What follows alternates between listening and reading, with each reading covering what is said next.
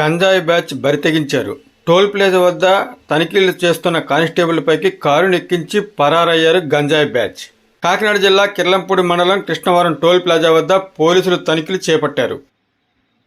గంజాయి తరలిస్తున్నారని సమాచారం అందడంతో టోల్ గేట్ వద్ద ఒక కారును ఆపారు.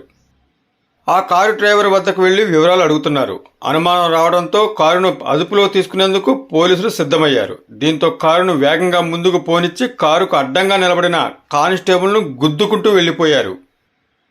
ఈ ఘటనలో ఓ కానిస్టేబుల్ తీవ్రంగా గాయపడగా మరొకరికి స్వల్ప గాయాలయ్యాయి. ఆ ఘటనకు సంబంధించిన సీసీటీవీ దృశ్యాలు ఇవి.